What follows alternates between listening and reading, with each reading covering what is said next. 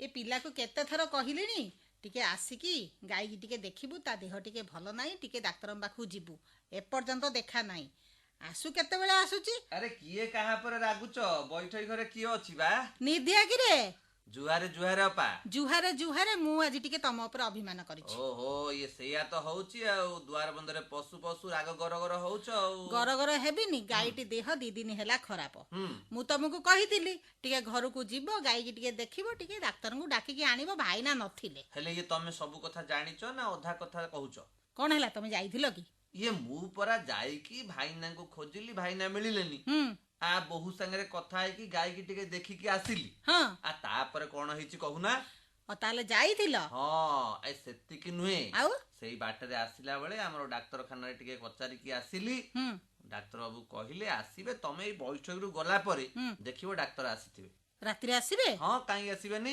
कहिजो तो आसीबे ना हौ ताले भाईना नाहंती टिके झियो घर को जाइचंती आसी नाहंती आ गाई देह टिके बिगड़ी गलारु मो मन तो पूरा ये हेगला सी मुको जंतु नाई नाई अपा ठीक कथा कहिचो ना ये तांकु जतबेले आमे रखुचे तांकठरु दी पैसा लाभ पाउचे तेणु तांकर देह पा कथा हमकु दायित्व नबाकू पड़िबो मुको जंतु गाई छेली मेंढा जहा गृहपालित पशु पक्षी रखिले सेमानकर देह पार जत्न नउथुबा एई जो तो खरा समय देखिलो आमे जेमिति सहिले से माने भी सेमिति सहिले तथापि को गुली गुली गलानी गुली गुली तो होउची सेइथि पई बधे गाई गोरु पेट टिके खराब हेई जाईची देह टिके कोन खराब हेई जाईची आ कोन करबी मनटा जमा भलो लाग नाई नाई नाई अपा तमे व्यस्त हुओनी डाक्टर आसीबे ताको औषध पत्र देबे से भलो हबो ये से पशु हेले भी हम परिवार रो सदस्य परी हौ हेला निधिया मते भारी भलो लागिला तम कथा सुनिकी आ तमे जाई की बहुठारु बुझिचो गाई की देखिचो डाक्टर को डाकिचो से जदी राति रे आसी की देखि देई गले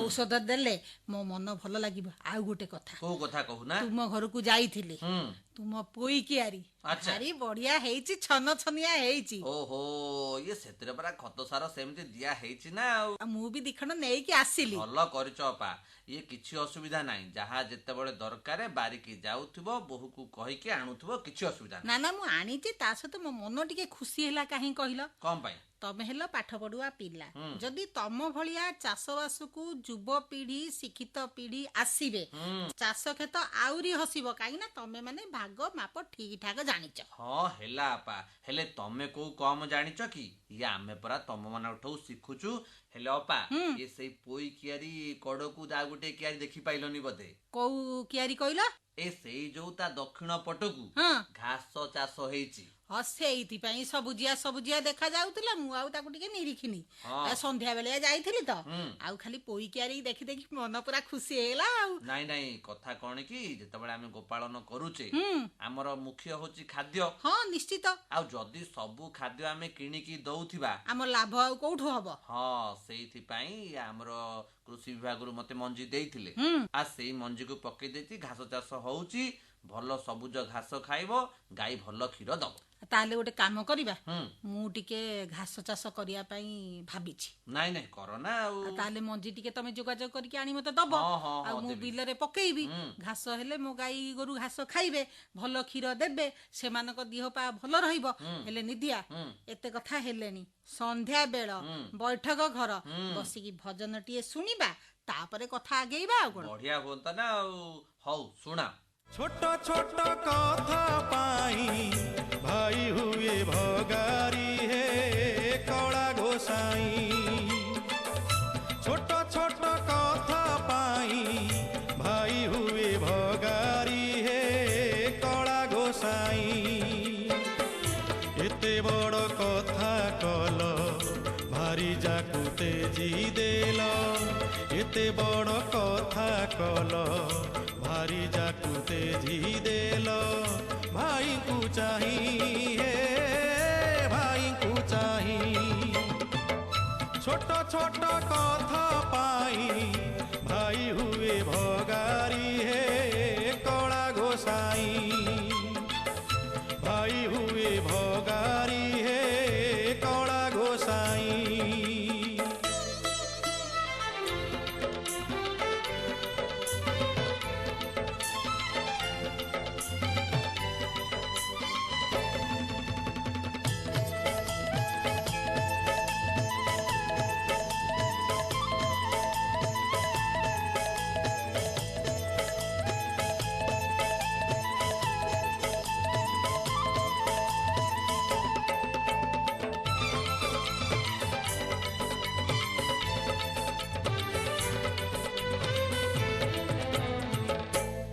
ନିରିଆ ଚାଣ୍ଡାଳୁଣୀ ଘରେ କମଳା ଗଲେ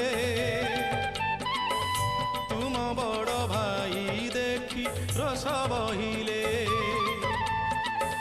ବଡ଼ ଭାଇ ଆଦେଶରେ ଲକ୍ଷ୍ମୀ ତେଜିଲ ଲକ୍ଷ୍ମୀ ଛଡ଼ା ହୋଇ ନିଜେ ଭିକ୍ଷା ମାଗିଲ ଆଦର୍ଶ ପୁରୁଷୋତ୍ତମ ଧନ୍ୟ ତୁମ ଭାଇ ପ୍ରେମ ଆଦର୍ଶ ପୁରୁଷୋତ୍ତମ ଧନ୍ୟ ତୁମ ଭାଇ ପ୍ରେମ ଭୁଲି ନୁହଁ ହେ କଳା ଗୋସାଇଁ ଛୋଟ ଛୋଟ କଥା ପାଇଁ ଭାଇ ହୁଏ ଭଗାରୀ ହେ କଳା ଗୋସାଇଁ ଭାଇ ହୁଏ ଭଗାରୀ ହେ କଳା ଗୋସାଇଁ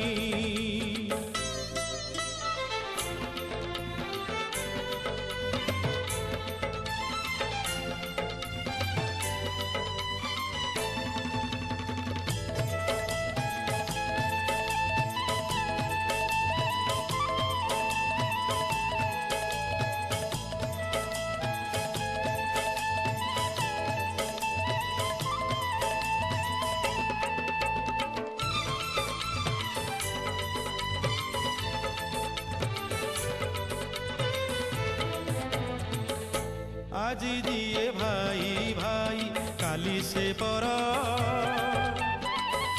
ভাই সঙ্গে তুম ভাব যুগ যুগর ত্রেতয়ারে ভাই সঙ্গে বনকু গল দ্বাপরে ভাই সঙ্গে ধূলি খেলিল কলি যুগে ভাই সঙ্গে রত্ন সিংহাসনে বিজে কলি যুগে ভাই সঙ্গে রত্ন সিংহাসনে বিজে কলা কন্হেই হে কলা কন্হেই বৈঠকি ଘରେ ଭଜନ ମନ କର୍ଣ୍ଣ ପବିତ୍ର ହେଲାଟି ହଁ ହଁ ଏବେ କାମ କରିବା ପାଇଁ ଦେହରେ ପରା ବଳ ମାଡି ଆସିବ। ହେଲେ ଅପା ଇଏ ଆମେ ଯୋଉ ମୁଖ୍ୟ କଥାଟି ଆଲୋଚନା କରୁଥିଲେ ଏଇ ଗାଈ ଗୋରୁଙ୍କ ଦିହ ପା କଥାଟି ହଁ ଆମେ ତ କଥା ହେଲେ ଡାକ୍ତର ଆସିବେ ଔଷଧ ଦେବେ ମୋ ଗାଈ ଦେହ ଭଲ ହବ ହେଲେ ଆମ ଶ୍ରୋତା ବନ୍ଧୁ ମାନେ ଯୋଉ ଗାଈ ଗୋରୁ ରଖିଛନ୍ତି ହଁ ତାଙ୍କର ଦେହ ପା ଅଛି ଭଲ ମନ୍ଦ ଅଛି ତାରି ଉପରେ ଯଦି ଆଜି ବୈଠକ ଘରେ ଗୋଟେ ବିଷୟ ରହନ୍ତା କେମିତି ହୁଅନ୍ତା ବଢିଆ ହୁଅନ୍ତା ନା ଆଉ ଆଜି ବୈଠକ ଘରେ ଆଲୋଚନାର ବିଷୟ ଅଛି ଗାଈ ଗୋରୁଙ୍କ ଥନହରା ରୋଗ ଓ ତାର ପ୍ରତିକାର ବ୍ୟବସ୍ଥା। ମହାଶୟା ହେଉଛନ୍ତି ଡକ୍ଟର ସୁଧାମୟୀ ମେହେର।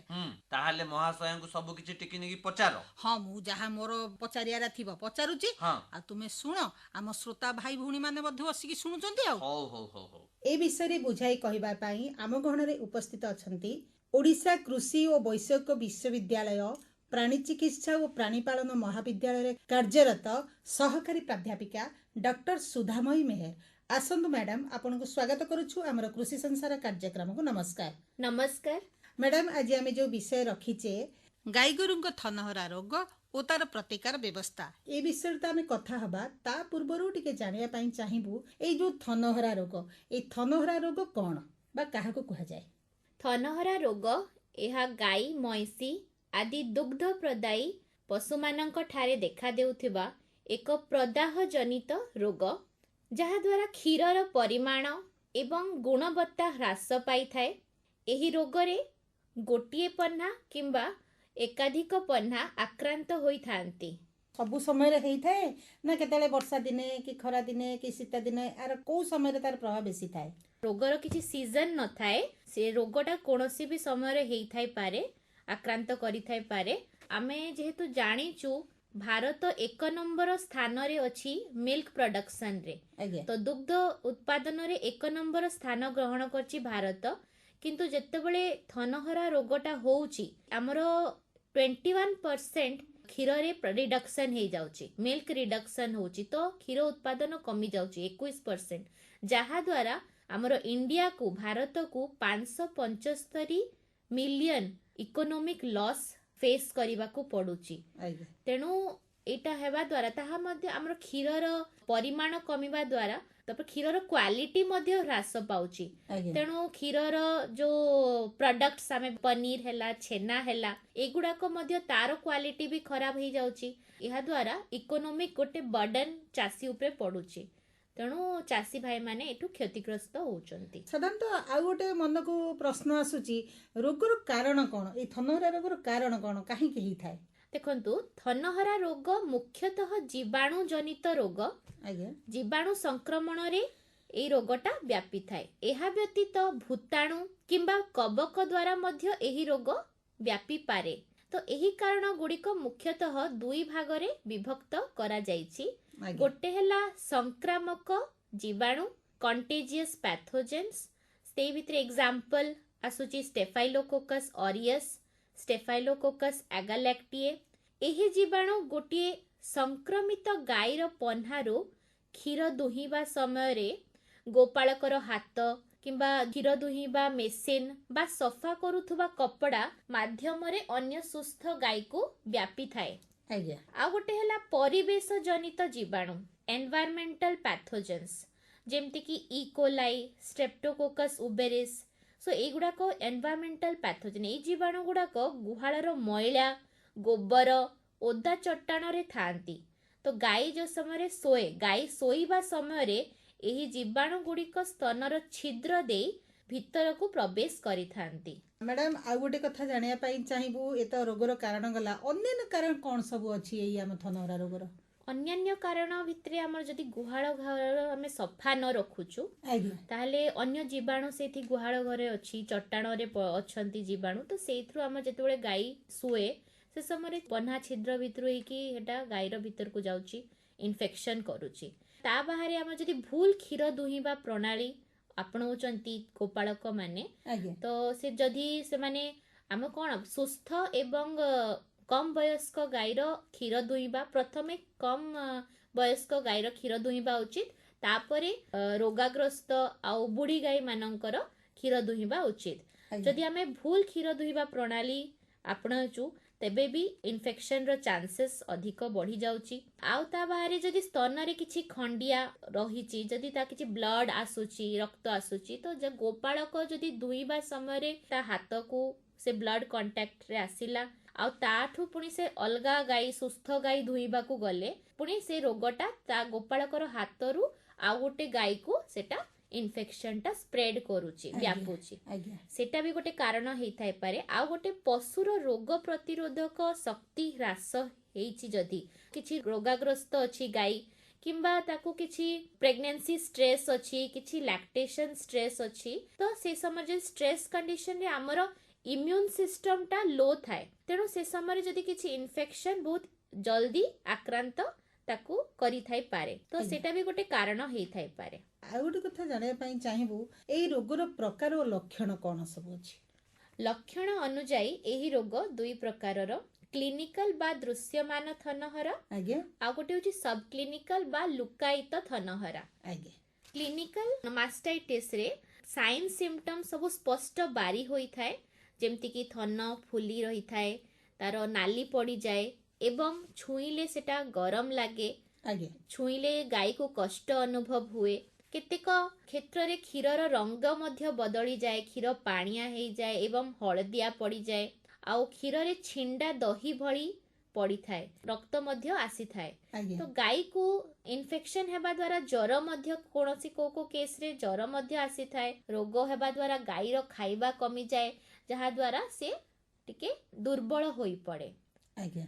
ଆଉ ଗୋଟେ କହିଲି ଆପଣଙ୍କୁ ସବ୍ କ୍ଲିନିକାଲ ବା ଲୁକାୟିତ ଥନହରା। ଆଜ୍ଞା। ଏହି ଥନହରା ସବୁଠାରୁ ଅଧିକ ବିପଜ୍ଜନକ, କାରଣ ଥନ ସମ୍ପୂର୍ଣ୍ଣ ସୁସ୍ଥ ଦେଖାଯାଏ ଏହି କ୍ଷେତ୍ରରେ ଏବଂ କ୍ଷୀରରେ ମଧ୍ୟ କୌଣସି ପରିବର୍ତ୍ତନ ଆସେ ନାହିଁ, କିନ୍ତୁ ଭିତରେ ଭିତରେ କ୍ଷୀର ଉତ୍ପାଦନ କମିଯାଏ ଆଜ୍ଞା। ଏବଂ କ୍ଷୀରରେ ସୋମାଟିକ୍ ସେଲ୍ ବା ଶ୍ୱେତରଙ୍ଗ କଣିକାର ପରିମାଣଟା ବଢ଼ିଯାଏ। ତେଣୁ ଚାଷୀମାନେ କିଛି ଜାଣିବା ଆଗରୁ ହିଁ ଏହା ଗୁହାଳର ଅନ୍ୟ ଗାଈମାନଙ୍କୁ ସଂକ୍ରମିତ କରିସାରିଥାଏ। ଏଇ ରୋଗକୁ ନିରୂପଣ ବା ଚିହ୍ନଟ କିପରି କରିବେ ସେ ବିଷୟରେ ଟିକେ ପରାମର୍ଶ ଦିଅନ୍ତୁ। ଦେଖନ୍ତୁ, ରୋଗ ନିରୂପଣ କରିବାର କିଛିଟା ଟେଷ୍ଟସ୍ ଅଛି, ଯେମିତିକି ଗୋଟେ ହେଲା ଷ୍ଟ୍ରିପ୍ କପ୍ ଟେଷ୍ଟ।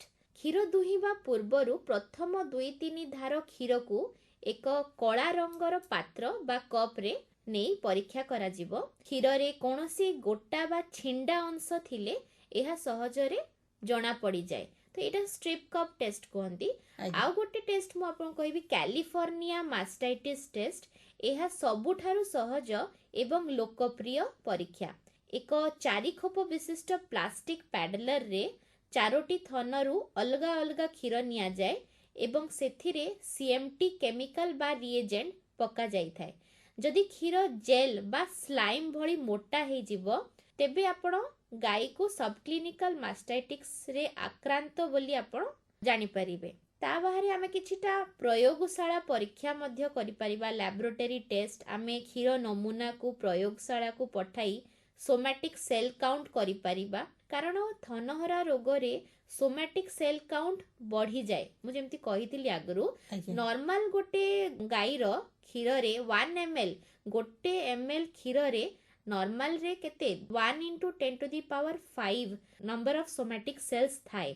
किंतु जेतेबेले थनहरा रे आक्रांत होईची सेतेबेले सेटा बढ़ी की 2 × 10⁵ माने 2 लाख रु अधिक नंबर ऑफ सेल्स पर ml गोटे ml क्षीर रे देखा जाए। तेणु सेटा आमे जदि सोमैटिक सेल काउंट करिबा आमे जानि परिबा कि मास्टाइटिस हेइची बोली की। आउ आमे कैलिफोर्निया मास्टाइटिस टेस्ट मध्य करि परिबा जोटा कि आमे हमरो क्षीर नमूना को हमरो लैबोरेटरी अछि फुलनखरा रे एनिमल डिजीज रिसर्च इंस्टीट्यूट फुलनखरा रे अछि सरकारी हमरो प्रयोगशाला सेठी मध्य पठै परिबा। किंबा आमे ओयूएटी रे हमरो मध्य टेस्ट होउची हमरो वेटनरी कॉलेज रे सेठी मध्य आपण सैंपल पठै की ए टेस्ट गुडा को करी की आपण कंफर्म हे परिबे कि थनहरा रोग हेइची बा को जीवाणु संक्रमण हेइची। कल्चर बैक्टीरिया रो कल्चर मध्य टेस्ट करी की आउ एंटीबायोटिक सेंसिटिविटी टेस्ट आपण टेस्ट करी की जानि परिबे कि थनहरा रोग हेइची एवं को एंटीबायोटिक टा सेंसिटिव अछि आम गाई पई सेही अनुसार सेही एंटीबायोटिक्स टा आम गाई पई से समय प्रयोग करा हेबो। से डाक्तरंक परामर्श रे एगुडा सब हेबो। आज्ञा।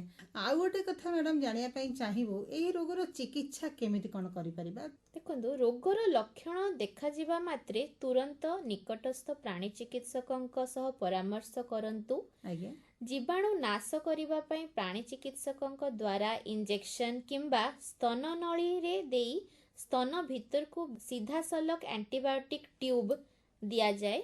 थनर फुला कष्ट एवं ज्वर कमाइबा पई औषध दिया जाए। संक्रमित थनरु प्रति 3-4 घंटा रे थरे क्षीर दुही संपूर्ण खाली करिदेबा उचित जद्वारा जीवाणु एवं सेमानंकर विषाक्त पदार्थ बाहरी जाई थाए। आउ ता बाहरे आमे किछि लोकल ट्रीटमेंट बा स्थानीय चिकित्सा जेमति कि थनरे हळदी पानी किंबा पोटासियम परमैंगनेट लगाई सफा करा जाई पारे। बरफ घसीबा मध्य फुला और जंत्रणा कमेई देई थाए। तो एगुडा सब चिकित्सा आमे करि परिबा। आज्ञा। आमे चिकित्सा कले आम गाई को रोगदायरु रक्षा करि परिबा। साधारणतः आमे एई रोगर प्रतिकार और प्रतिरोध किपरि करि परिबा ए विषयटी परामर्श दियंतु। आम श्रोता बंधु माने निहाती जानि रखिबा दरकार। जेमिति कि आमे भल भाबरे जानिछे जे चिकित्सा अपेक्षा प्रतिकार श्रेयस्कर। एही नियम थनहरा रोग पई संपूर्ण प्रयोज्य। दुग्ध दुहिबा समय विभिन्न सतर्कता अवलंबन करिबा कथा जेमिति कि गुहाळ और निज हाथ सफा करिबा। क्षीर दुहिबा पूर्वरु गोपालक निज हाथ को साबुन रे भल भाबे धोई सफा करिबा उचित। आज्ञा। दुहिबा पूर्वरु गाईर थन को हालुका उषुम पानी बा पोटासियम परमैंगनेट पानी रे धोई एक सफा सुखिला कपड़ा रे पोछि देबा उचित।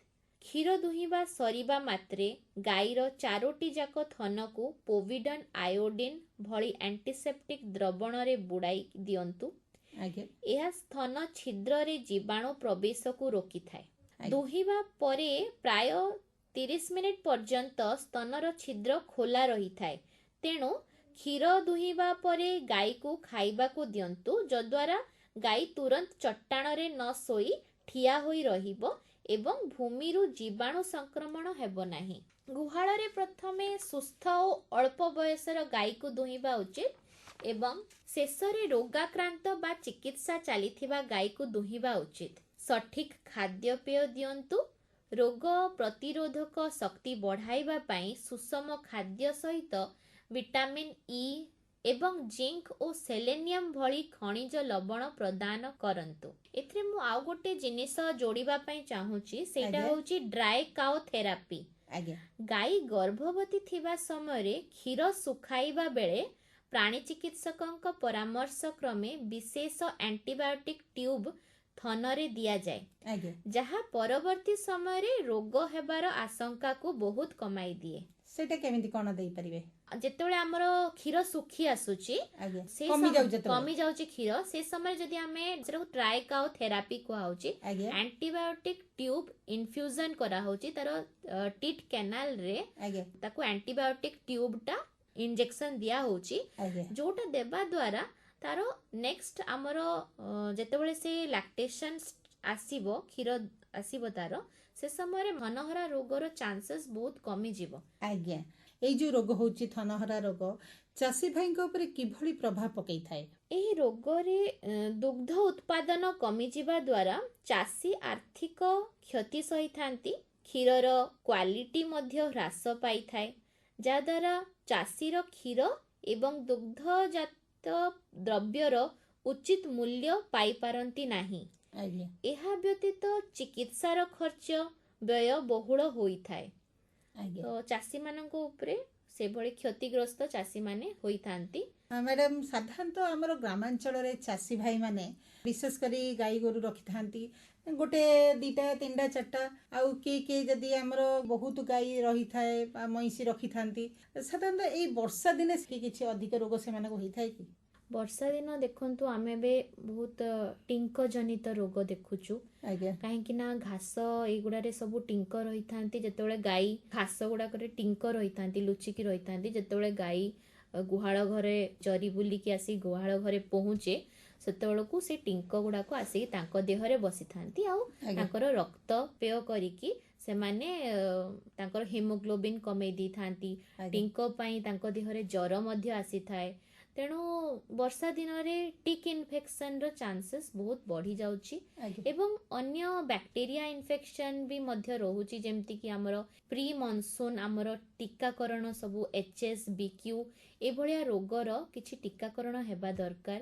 ତାଙ୍କର ପ୍ରି ମନସୁନ୍ ତାଙ୍କର କୁର୍ମି ଔଷଧ ମଧ୍ୟ ଦେବା ଦରକାର। ଆଜ୍ଞା ତେଣୁ ଏଇ ଡିୱର୍ମିଂ, ଭ୍ୟାକ୍ସିନେସନ ଏବଂ ଯେଉଁ ଟିକ୍ କଣ୍ଟ୍ରୋଲ ର ପଦକ୍ଷେପ ଆମେ ନେବା ଉଚିତ। ପ୍ରାୟ ଗାଁ ଗହଳିରେ ଦେଖାଯାଏ ଗାଈ ଗୋରୁ ଯାଇ ବାହାରେ ବୁଲିକି ଖାଇଥାନ୍ତି, ସେଥିରେ କିଛି ତାଙ୍କୁ ଅସୁବିଧାରେ ପକାଇଥାଏ କି ବାହାରେ ବୁଲିକି ଖାଇବାରେ? ବାହାରେ ଯୋଉ ଚରି ବୁଲିକି ଖାଉଛନ୍ତି, ଆଜ୍ଞା ସେଥିରୁ ତାଙ୍କର ଟିଙ୍କ, ଯୋଉ ଘାସରେ ମୁଁ କହିଲି ଟିଙ୍କ ସବୁ ନେଇକି ସେ ଆସନ୍ତି ତାଙ୍କ ଦେହରେ, ସେ ଟିଙ୍କରୁ ଗୋଟେ ଗାଈକୁ ଆକ୍ରାନ୍ତ ହେଲେ ଅନ୍ୟ ଗାଈମାନଙ୍କୁ ବି ସେ ଟିଙ୍କ ସ୍ପ୍ରେଡ୍ କରେ, ଆଜ୍ଞା ବ୍ୟାପିଥାଏ। ତେଣୁ ଅନ୍ୟ ଗାଈ ଗୁଡାକ ବି ସେ ଟିକ୍ ଫିଭର ରୁ ଆକ୍ରାନ୍ତ ହୋଇଥାନ୍ତି। ଥାଇଲେରିଆ ଭଳିଆ ରୋଗ ଆଜ୍ଞା ତାଙ୍କୁ ଥରେ ଯଦି ହେଲା ଗୋଟେ ଚାଷୀକୁ, ସେଥିରେ ତାର ଖର୍ଚ୍ଚରେ ସେ ବହୁତ ଟ୍ରିଟମେଣ୍ଟର ଖର୍ଚ୍ଚଟା ତାକୁ ବହୁତ ପଡ଼ିଯାଏ ଗୋଟେ ଚାଷୀକୁ। ତେଣୁ ଯୋଉ ଭୋଜି ଭାତ ଯୋଉ ଖାଆନ୍ତି, ଭାତ ସେଗୁଡାକ ତାଙ୍କର କାର୍ବୋହାଇଡ୍ରେଟ୍ ଇନଟେକ୍ଟା ବହୁତ ବଢ଼ିଯାଏ, ଆଉ ତାଙ୍କୁ ଆସିଡ୍ ଇନଡାଇଜେସନ୍ ବୋଲି ଯୋଉ କୁହନ୍ତି, ସେଇ କଣ୍ଡିସନଟା ବି ତାଙ୍କ ଦେହରେ ଦେଖାଯାଏ। ତେଣୁ ଯୋଉ ଚରି ବୁଲିକି ଖାଉଛନ୍ତି, ତାଙ୍କୁ ଆମେ ତାଙ୍କର ଖାଦ୍ୟଟାକୁ ମନିଟର କରିବା ଦରକାର, ଆଉ ତାଙ୍କୁ ସୁଷମ ଖାଦ୍ୟ, ଯଦି ସେମାନେ ବର୍ଷା ଦିନ ଦେଖିବା ଆମେ ଗାଈ ଗୁଡାକ ବାହାରକୁ ଯଦି ଯାଇପାରୁନାହାନ୍ତି ବର୍ଷା ହେଲେ, ଆମେ ତାଙ୍କୁ ଆଣିକି ଘାସ ଆଉ ଦାନା ଏଗୁଡାକ ତାଙ୍କୁ ଗୁହାଳ ଘରେ ଦେଇପାରିବା। ଆଜ୍ଞା ମ୍ୟାଡାମ, ଆଉ ଗୋଟେ କଥା, ଶେଷରେ ଆମର ଏଇ ଗୋପାଳନ ଭାଇ ମାନଙ୍କୁ କଣ ବାର୍ତ୍ତା ଦେବେ? ସେମାନେ କେମିତି କଣ ଏଇ ଥନହରା ରୋଗକୁ ପ୍ରତିରୋଧ କରିପାରିବେ, ଆଉ କେମିତି କଣ ଗାଈକୁ ସୁସ୍ଥ ରଖିପାରିବେ, ଶେଷରେ ପରାମର୍ଶ ଦିଅନ୍ତୁ। ଶେଷ ମେସେଜ ମୁଁ ଏହା ଦେବା ପାଇଁ ଚାହୁଁଛି ଯେ ସବୁବେଳେ ପ୍ରାଣୀ ଚିକିତ୍ସକଙ୍କ ସହ ଯୋଗାଯୋଗ କରି ସଠିକ୍ ଚିକିତ୍ସା କରାଇବେ। ଆଣ୍ଟିବାୟୋଟିକ୍ ସେନ୍ସିଟିଭିଟି ଟେଷ୍ଟ କରି ହିଁ ସଠିକ୍ ଆଣ୍ଟିବାୟୋଟିକ୍ ପ୍ରୟୋଗ କରିଲେ ଆଣ୍ଟିବାୟୋଟିକ୍ ରେଜିଷ୍ଟେନ୍ସ ହେବାର ସମ୍ଭାବନା କମିଯିବ ଏବଂ ଚାଷୀର ଚିକିତ୍ସା ଖର୍ଚ୍ଚ ମଧ୍ୟ ହ୍ରାସ ହେବ। ତେଣୁ ଯେତେବେଳେ କ୍ଷୀର ଉତ୍ପାଦନ କମିଯାଉଛି ବା ଅନ୍ୟାନ୍ୟ ଲକ୍ଷଣ ଦେଖାଯାଉଛି, ସଙ୍ଗେ ସଙ୍ଗେ ତାର ଚିକିତ୍ସା ଆରମ୍ଭ କରିବା ଉଚିତ। ଏଇଟା ହେଲା ବଡ଼ ପଦକ୍ଷେପ। ଚାଷୀ ଭାଇ ମାନଙ୍କ ପାଇଁ। ଡକ୍ଟର ମେହେର ସୁନ୍ଦର ବାର୍ତ୍ତାଟି ଦେଲେ। ପରିଷ୍କାର ପରିଚ୍ଛନ୍ନ ରଖିବା ନିହାତି ଦରକାର ଗାଈ ଗୋରୁ ମାନଙ୍କୁ। ତାଙ୍କ ଗୁହାଳ ଘର, ତାଙ୍କ ଦେହ ପାର ଯତ୍ନ ନବା, ତା ସହିତ ଡାକ୍ତରଙ୍କ ପରାମର୍ଶ କରି ଔଷଧ ଦବା। ଡକ୍ଟର ମେହେର ଆମ ଅନୁଷ୍ଠାନ ତରଫରୁ ଆପଣଙ୍କୁ ବହୁତ ବହୁତ ଧନ୍ୟବାଦ। ନମସ୍କାର। ନମସ୍କାର। ଗୋମାତା ହେଉଛି ପରିବାର ପାଇଁ ସର୍ବସମ୍ପଦର ଖଣି। ବାଛୁରୀ ତାହାର ଜମି କରି ହଳ, ଶଗଡ଼ ବିରି ଟାଣି। ଦୁଧ ଦହି ଘିଅ ଗୋବର ଗୋମୂତ୍ର ସବୁ ତ ଯୋଗାଇ ତମେ ପଚାରିବାକୁ ମହାଶୟଙ୍କ ଉତ୍ତର। ଯେତିକି ମୋ ମନ ଭିତରେ ଥିଲା ଭଲ ମନ୍ଦ କଥା, ଗାଈ ଗୋରୁ ଯେତେବେଳେ ପାଳୁଛନ୍ତି ଆମେ, ଆମ ମନ ଭିତରେ କେତେ ପ୍ରଶ୍ନ ଅଛି। ଠିକ କଥା କହିଛ ଅପା। ପ୍ରଶ୍ନ ଯେମିତି ପଚାରିଲି ମହାଶୟା ତ ଭଲ ଭାବରେ ଉତ୍ତର ଦେଲେ। ଆଉ ମୁଁ ତ ଟିପା ଖାତାରେ ଟିପିକି ରଖିଛି, ଆଉ ଶ୍ରୋତା ଭାଇ ଭଉଣୀ ମାନେ ମଧ୍ୟ ଟିପା ଖାତାରେ ଟିପିକି ରଖିଥିବେ। ଆଉ ଯେତେବେଳେ ଆମ ଗାଈ ଗୋରୁଙ୍କର ଥନହରା ରୋଗ ହେଲା, ଆଉ ତାହେଲେ ସେ ସେଇ ବ୍ୟବସ୍ଥା କରିବେ ଆଉ କଣ। ହଁ ଅପା, ଇଏ ଥନହରା ରୋଗଟି ଆମର ଗାଈ ମାନଙ୍କୁ କଷ୍ଟ ପହଞ୍ଚେଇବା ସହିତ ଚାଷୀ ମାନଙ୍କୁ ମଧ୍ୟ କ୍ଷତି ପହଞ୍ଚାଏ। ବିଶେଷ କରି ଆମର ଯୋଉମାନେ ଦୁଆଳିଆ ଗାଈ, ଯେ ନଗଦ ଜନ୍ମ କରିଥିବ, ତା ପାଖରେ ଏଇ ଯୋଉ ରୋଗଟି ଦେଖାଯାଏ। ସେଥିପାଇଁ ଆମେ ଟିକେ ସତର୍କ ରହୁଥିବା, ପରିଷ୍କାର ପରିଚ୍ଛନ୍ନ ରହୁଥିବା। ଯେମିତି ମହାଶୟ କହିଲେ, ଆମେ ଟିକେ ସତର୍କ ରହୁଥିବା, ପରିଷ୍କାର ପରିଚ୍ଛନ୍ନ ରହୁଥିବା, ତାହେଲେ ଏ ରୋଗ ଦାଉରୁ ଆମେ ତାକୁ ରକ୍ଷା କରିପାରିବା। ତାହେଲେ ଆମର ମହାଶୟାଙ୍କୁ ଆମ ଅନୁଷ୍ଠାନ ତରଫରୁ ଆଉ ଥରେ ଧନ୍ୟବାଦ। ହେଲେ ନିଧିଆ, ଆଉ ତମେ ଆଜି ମୋ ମନ ଖୁସି କରିଦେଲ। ଯାହା ହଉ ଡାକ୍ତରଙ୍କୁ ଡାକିଛ, ଡାକ୍ତର ଆମ ଘରକୁ ଆସିବେ, ଗାଈକି ଦେଖିବେ, ମୋ ଗାଈ ଦେହ ଭଲ ହବ। ତମକୁ ଦେବି ଦବ ତ? ହଁ। ହଉ ହଉ। କଣ ଦେବି ପଚାରୁନ? ଇଏ କ୍ଷୀର ଟିକେ କି ଛେନା ଟିକେ କି ଘିଅ ଟିକେ ଦବ ଆଉ କଣ। ହଁ, ଘିଅ ଆଉ ଦହି ଛେନା ରଖିଛି, ଆଉ ତୁମ ଘରକୁ ନେଇକି ଯିବି। ନାଇଁ ଇଏ ଗୋରୁ ଗାଈ ଆମର ଭଲ ରହିଲେ ଆମେ ଭଲରେ ରହିବା, ଦି ପଇସା ଭଲ ରୋଜଗାର କରିବା, ଭଲ ଖାଦ୍ୟ ଟିକେ ମଧ୍ୟ ଖାଇପାରିବା। ହେଲେ ନିଧିଆ, ଏଥର ଉଠିବା ନା ଆଉ କଣ କାମ ଅଛି? ନାଇଁ, ଆମର ଗୋଟିଏ କାମ ମୁଖ୍ୟତଃ ରହିଲା ଆଉ ପାଣିପାଗ ଶୁଣିବା, ତାପରେ ଉଠିବା। ହଉ।